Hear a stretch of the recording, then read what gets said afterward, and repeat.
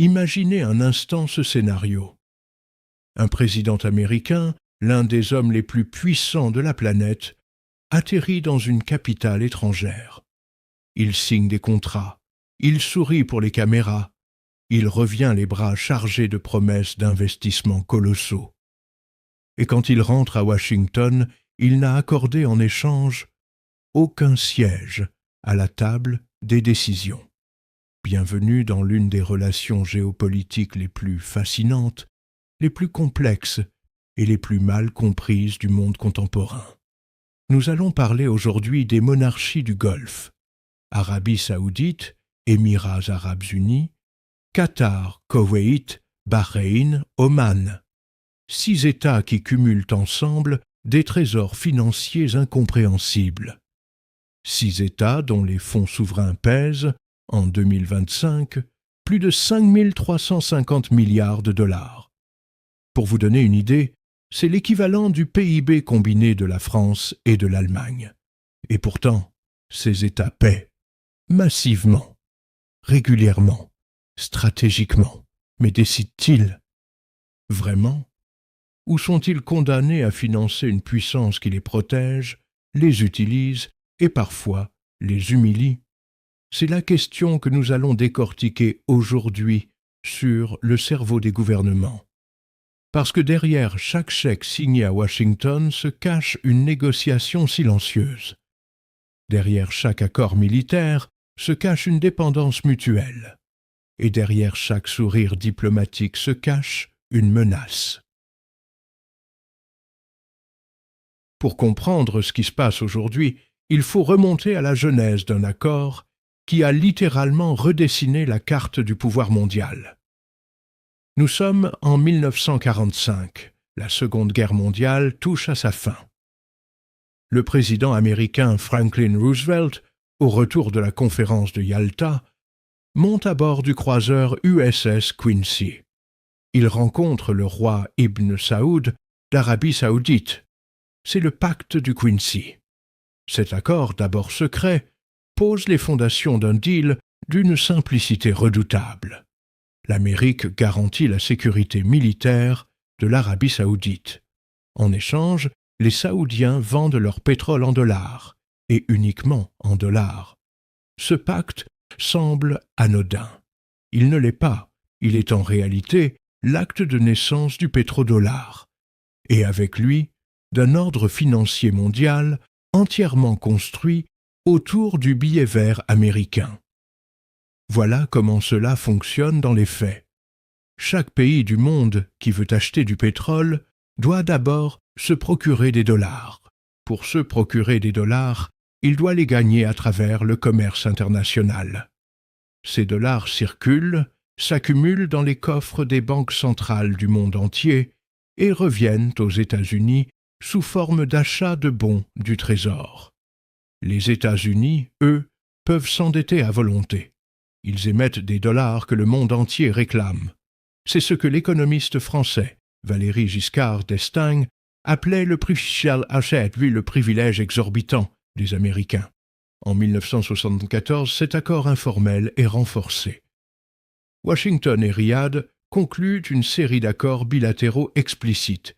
Le pétrole saoudien sera vendu en dollars et les excédents financiers saoudiens seront réinvestis dans la dette américaine. En échange, les États-Unis fournissent des armes, des conseillers militaires et une protection inconditionnelle face aux ennemis régionaux, Iran, Irak, toute puissance hostile.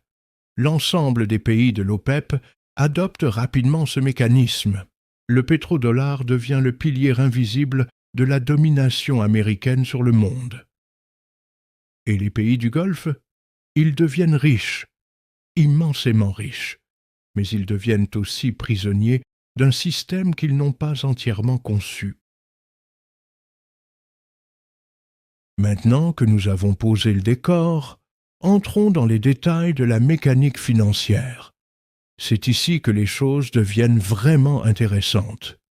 Chaque fois que le prix du pétrole monte, les monarchies du Golfe engrangent des milliards de dollars supplémentaires. Ces dollars ne restent pas dans des coffres en Arabie saoudite ou à Abu Dhabi. ils ont besoin d'être placés quelque part. Et pendant des décennies, cet endroit, c'était Washington. Les bons du Trésor américain, des obligations émises par le gouvernement des États-Unis, des placements jugés ultra fiables, sans risque de défaut, les États-Unis n'ont jamais failli à leurs obligations financières. Pendant les années 1970, 1980 et 1990, les monarchies du Golfe ont déversé leurs excédents pétroliers dans ces instruments financiers. Ce faisant, elles ont financé directement la dette américaine. Elles ont permis aux États-Unis de maintenir des taux d'intérêt bas, de s'endetter sans douleur et de financer leurs guerres, leurs programmes sociaux et leur domination militaire mondiale. Les chiffres donnent le vertige. En 2024, le déficit fédéral américain a atteint 1 800 milliards de dollars, soit 6,4% du PIB. La dette publique américaine dépasse désormais les 38 000 milliards de dollars. Et une partie significative de cette dette est détenue par des acteurs étrangers, parmi lesquels les pays du Golfe occupent une place de premier rang. Mais il y a plus. Les fonds souverains du Golfe sont désormais présents partout dans l'économie américaine. Dans la technologie, dans la défense, dans l'immobilier, dans la finance, dans l'intelligence artificielle. En 2025, lors de la première visite à l'étranger de Donald Trump pour son second mandat, les engagements d'investissement signés dans les capitales du Golfe étaient stupéfiants. L'Arabie saoudite s'est engagée à investir 600 milliards de dollars sur 4 ans dans l'économie américaine. Les Émirats arabes unis ont promis 1 400 milliards de dollars sur 10 ans. Le Qatar a annoncé 1 200 milliards de dollars d'échanges économiques bilatéraux. Au total, c'est une manne de plusieurs milliers de milliards de dollars qui s'oriente vers l'économie américaine. Et en retour, les pays du Golfe reçoivent des contrats d'armement, une protection militaire et des accès à certaines technologies de pointe, notamment dans le domaine de l'intelligence artificielle. Mais pas de siège au Conseil de sécurité de l'ONU, pas de droit de veto, pas de copilotage de la politique étrangère américaine dans leur propre région. Ils paient, mais ils ne décident pas. Mais cette histoire ne s'arrête pas là, parce qu'à un moment donné, quelque chose a changé. Les monarchies du Golfe ont compris que dépendre entièrement d'un seul partenaire, aussi puissant soit-il, était une vulnérabilité existentielle. Plusieurs événements ont précipité cette prise de conscience. Premier événement, la révolution du schiste américain. Dans les années 2010, les États-Unis ont développé des techniques d'extraction non conventionnelles, le fameux fracking, qui leur ont permis de redevenir le premier producteur de pétrole au monde. Les Américains n'avaient plus besoin du pétrole du Golfe pour alimenter leur propre économie. Le lien de dépendance énergétique s'était inversé. Washington commençait à regarder le Moyen-Orient avec moins d'intérêt stratégique. Le président Obama avait annoncé un pivot vers l'Asie. Les pays du Golfe se sentaient abandonnés. Deuxième événement, la montée en puissance de la Chine. Pékin est aujourd'hui le premier importateur mondial de pétrole. Elle achète massivement des hydrocarbures en provenance du Golfe, et elle ne pose pas les mêmes conditions que Washington. La Chine ne demande pas de démocratie. Elle ne critique pas les violations des droits humains. Elle propose des investissements massifs dans les infrastructures, des partenariats technologiques et une relation jugée plus équilibrée. En décembre 2022, le président Xi Jinping s'est rendu à Riyad pour lancer ce qu'il a appelé un nouveau paradigme de coopération énergétique multidimensionnelle. Aramco, le géant pétrolier saoudien, a multiplié les transactions en yuan avec la Chine. Le pétro-yuan commence à défier le pétrodollar. Troisième événement, la transformation interne des monarchies. En Arabie saoudite, le prince héritier Mohammed Ben Salman, dit MBS, a lancé le programme Vision 2030, un plan ambitieux pour diversifier l'économie saoudienne, réduire la dépendance au pétrole, développer le tourisme, les loisirs, la technologie, les énergies renouvelables. Le Fonds public d'investissement, le PIF, est devenu l'instrument de cette transformation. En 2025, le PIF gère environ 925 milliards de dollars d'actifs.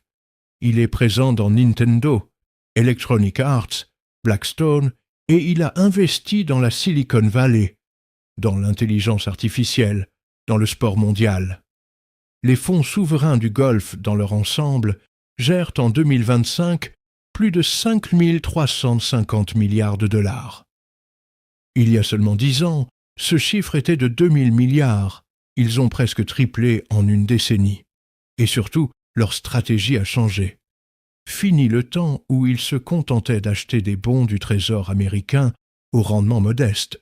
Désormais, ils investissent dans des entreprises, dans des secteurs stratégiques, dans des actifs à fort rendement.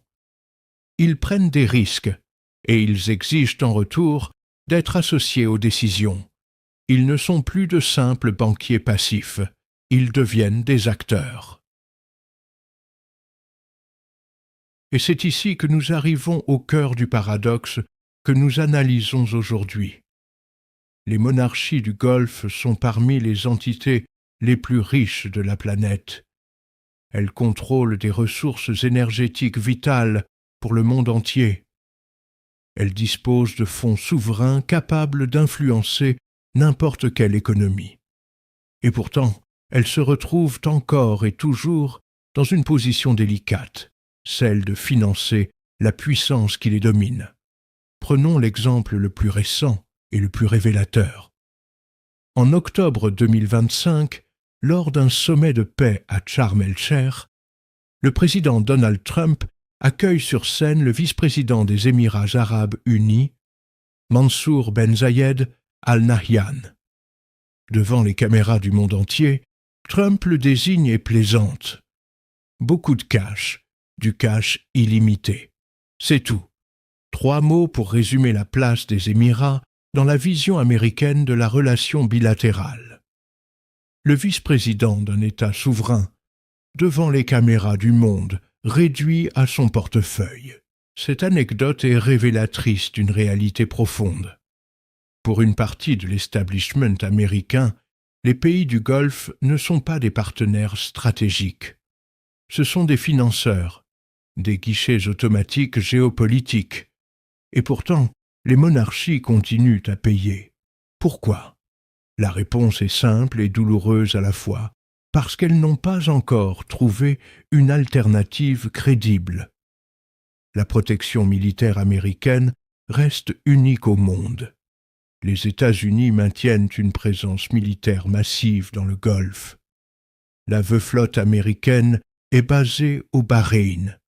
Il y a des dizaines de milliers de soldats américains dans la région. Face à la menace iranienne, face aux groupes armés soutenus par Téhéran, face à l'instabilité régionale, cette protection a une valeur réelle et concrète. Mais voilà le problème.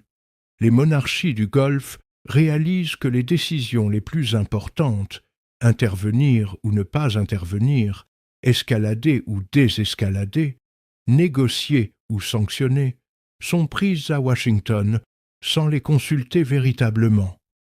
Les pays du Golfe sont les premiers à subir les conséquences d'une mauvaise décision américaine au Moyen-Orient. Mais ils n'ont pas leur mot à dire. C'est exactement la définition d'un protectorat. Vous payez pour votre propre mise sous tutelle.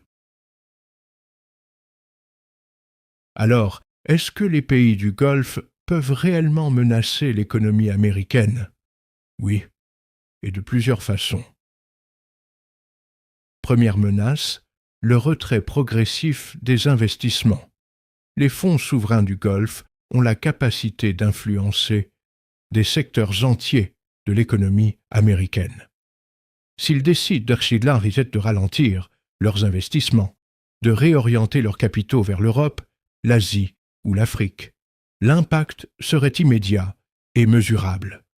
Selon l'économiste Mohamed El-Erian, les 6 pays du Conseil de coopération du Golfe affichent un excédent de la balance des paiements de plus de 800 milliards de dollars sur les 4 dernières années.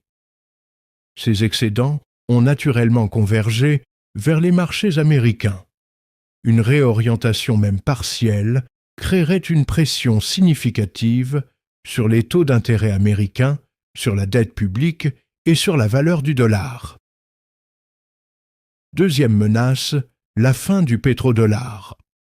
Si l'Arabie saoudite décidait demain de vendre une partie significative de son pétrole en yuan plutôt qu'en dollars, c'est tout l'édifice financier américain qui tremblerait. La demande mondiale de dollars chuterait. Les États-Unis perdraient une partie de leur capacité à s'endetter à taux bas. Les taux d'intérêt augmenteraient. La dette publique deviendrait plus difficile à financer. L'Arabie saoudite n'en est pas là. Mais la direction des discussions avec la Chine, les transactions en yuan d'Aramco, les réflexions sur la dédollarisation au sein des BRICS, dont l'Arabie saoudite est candidate à l'adhésion, montrent que la question n'est plus taboue. Troisième menace, la carte énergétique. L'OPEP, dominée par les pays du Golfe, contrôle encore une part massive de la production pétrolière mondiale. Une décision de réduire les quotas de production fait monter les prix. Des prix pétroliers élevés créent de l'inflation aux États-Unis, compliquent la politique monétaire de la Fed et nuisent à la croissance américaine. Nous avons vu cette mécanique à l'œuvre en 1973 lors du premier choc pétrolier. Nous pourrions la revoir. Quatrième menace, l'influence sur la politique de Trump. Cette menace est plus subtile, mais peut-être la plus puissante. Les révélations récentes montrent qu'un membre de la famille royale d'Abu Dhabi a acheté 49% de World Liberty Financial, l'entreprise de crypto-monnaie de la famille Trump, quelques jours avant l'investiture du président. Ce type d'entrelacement entre les capitaux du Golfe et les intérêts personnels des décideurs américains crée des conflits d'intérêts potentiellement massifs. Les monarchies du Golfe ne menacent pas seulement l'économie américaine de l'extérieur, elles l'infiltrent de l'intérieur. Mais soyons honnêtes et équilibrés dans notre analyse. Malgré toutes ces tensions, malgré toutes ces contradictions, le système tient, et il y a des raisons à cela. Premièrement, l'infrastructure financière américaine reste incomparable. Le marché des bons du Trésor américain est le plus liquide, le plus profond, le plus sûr du monde. Aucun autre actif ne peut offrir la même combinaison de liquidité et de sécurité. Même quand les monarchies du Golfe souhaitent diversifier, elles finissent toujours par garder une partie significative de leurs réserves en dollars américains. Deuxièmement, le dollar est encore, et de loin, la monnaie dominante dans les transactions internationales. Autour de la moitié du commerce mondial reste libellé en dollars. Même les pays qui critiquent publiquement cette hégémonie continuent à utiliser le dollar pour leurs échanges. Troisièmement, la Chine ne peut pas encore offrir une alternative crédible complète. Le yuan n'est pas librement convertible. Les marchés financiers chinois manquent de profondeur et de transparence. La gouvernance politique de Pékin crée des incertitudes que les investisseurs du Golfe ne sont pas encore prêts à accepter en totalité. Quatrièmement, les monarchies du Golfe ont besoin des États-Unis autant que les États-Unis ont besoin d'elles. La menace iranienne est réelle, l'instabilité régionale est permanente. Aucun autre acteur sur la scène internationale ne peut garantir la sécurité du Golfe avec la même crédibilité que l'armée américaine. C'est un équilibre de la terreur financier, une codépendance asymétrique où chaque partie a besoin de l'autre, mais où les termes de l'échange restent profondément inéquitables. Que nous réserve l'avenir? 3 scénarios sont plausibles. Scénario 1. Le statu quo renforcé. Les monarchies du Golfe continuent à investir massivement aux États-Unis, obtenant en échange une protection militaire, des accès technologiques et une influence croissante sur la politique américaine, notamment via des canaux informels. Ce scénario est le plus probable à court terme. Il satisfait les deux parties, même si l'équilibre reste inégal. Scénario 2. La diversification progressive. Les monarchies du Golfe continuent à réorienter graduellement une partie de leurs investissements vers la Chine, l'Inde, l'Afrique et l'Europe. Elles développent leur propre capacité de défense. Elles réduisent leur dépendance à la protection américaine sans rompre avec Washington. C'est la voie que semble tracer Mohammed Ben Salman avec la vision 2030. Scénario 3. La rupture partielle. Un événement déclencheur, une décision américaine jugée trahison par les monarchies, une escalade militaire catastrophique en Iran, une dégradation majeure du dollar, pourrait précipiter une réorientation plus brutale. Dans ce scénario, les conséquences économiques pour les États-Unis seraient sévères. La dette américaine deviendrait plus difficile à financer. Le dollar perdrait du terrain. L'inflation reviendrait. Ce troisième scénario est le moins probable à court terme, mais il ne peut plus être exclu. Alors, quelle est la leçon à retenir? Les monarchies du Golfe sont piégées dans un système qu'elles ont aidé à construire. Elles financent la dette américaine, stabilisent le dollar, alimentent la croissance des grandes entreprises technologiques américaines. Et en échange, elles achètent une protection dont elles ont besoin, mais dont elles ne contrôlent pas les modalités. C'est la définition du pouvoir dans le monde contemporain. On ne mesure pas seulement sa puissance à ce que l'on possède, mais à sa capacité à décider de la façon dont on l'utilise. Les monarchies du Golfe possèdent, mais elles ne décident pas encore totalement. Cependant, et c'est la nuance fondamentale que nous devons garder à l'esprit, cette situation est en train de changer. Lentement, structurellement, irréversiblement. La prochaine décennie dira si les pays du Golfe auront réussi à transformer leur puissance financière en véritable souveraineté stratégique, ou si, une fois encore, ils continueront à payer sans décider. C'était le cerveau des gouvernements. Si cette analyse vous a éclairé, partagez cette vidéo autour de vous. Abonnez-vous à la chaîne pour ne manquer aucun décryptage géopolitique. Et dites-moi en commentaire, selon vous, les pays du Golfe parviendront-ils à s'émanciper de la tutelle américaine? Ou sont-ils condamnés à rester les financeurs silencieux de l'Empire? À très bientôt.